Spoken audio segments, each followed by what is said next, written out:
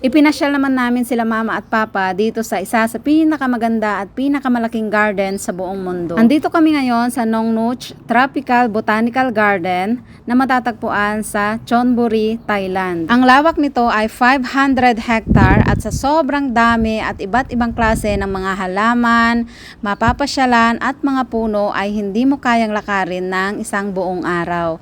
Kaya naman meron silang pinaparentahang mga golf car at minibus para sa malalaking grupo. Golf car itong sinakyan namin dahil 7 lang kami at 1,500 baht ang bayad. Iba pa sa entrance fee.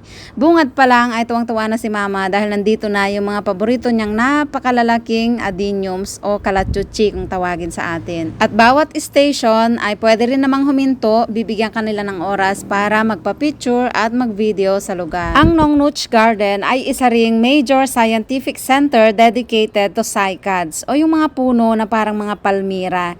Napakaraming klase ng palmira. Ang alam ko nga lang noon ay yung parang isa kong tanim na tinatawag na century.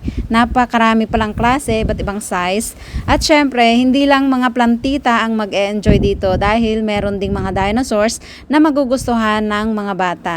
Super excited yung mga ate dahil napakalalaki nga naman, pero nung una natakot yung aming bunso dahil yung ibang mga dinosaurs ay merong sound. Sa sobrang tataas nila, napakahirap nga kuhanan ng video o ng picture at para ka na rin nasa totoong Jurassic Park. Ilang beses na nga rin kaming nakapasyal dito, pero dahil sa lawak ng garden ay may mga lugar pa rin kaming hindi napapasyalan na ngayon ay napuntahan na namin. Kahit sa mga dinosaurs pa lang, sobrang nag-enjoy sila mama at papa. Kaliwat kanan, hindi mo na alam kung saan ka magpapapicture dahil lahat ng sulok, lahat ng view ay magaganda.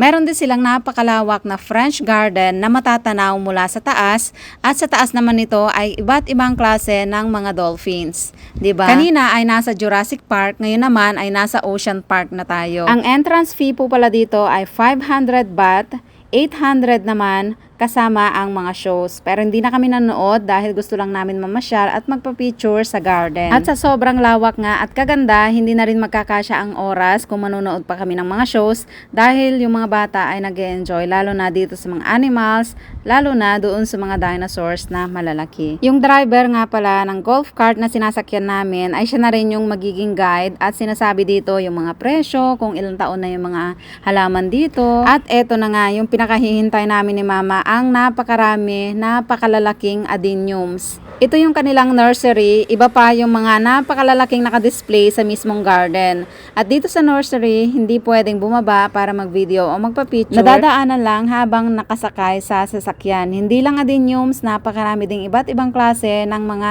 halaman. At kung ikaw ay isang certified plantita, alam mo na kung ano yung mga halaman na yan. Ako kasi plantita lang, hindi mahilig mag-memorize ng mga pangalan ng mga halaman.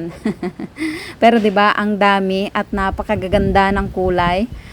Dito pala ay nagbibenta rin sila ng mga halaman sa mga gustong bumili. Pero hindi dito sa kanilang mismong nursery dahil nga bawal maglakad-lakad dito.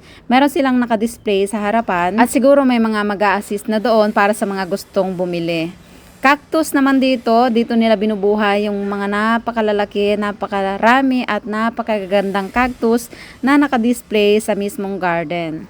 Pasilip pa lang ito sa kanilang mga nursery, hindi pa natin napupuntahan yung mismong garden at bago tayo pumunta doon, dumaan muna tayo sa pyramid. O diba, nakarating pa tayo sa Egypt. Pagkatapos ay dumaan kami dito sa napakagagandang mga bonsai na nakalagay sa malalaking paso. At dito yung pinakabunga dahil bumaba na kami at nagpalamig muna dahil dito ay bahala na kaming maglakad-lakad kung saan namin gusto. Sa ibang part ng garden, merong mga hagdan at pwede mong akitin sa second floor at lakarin para makita ang top view. Dito naman ay maraming hanging plants na akala mo nanonood ka ng Avatar movie. O diba? At marami kaming napulot na idea ni mama kung paano pagandahin at itanim ang mga hanging plants na ito. So dapat pala ganyan siya kakapal para gumanda. Dito naman, ang parting ito ay sa mga kantin o sa mga restaurant. Kaya dumaan muna kami para kumain ng lunch. Pagkatapos ay dumiretso na kami naglakat-lakad dito sa itaas para kitang-kita ang top view.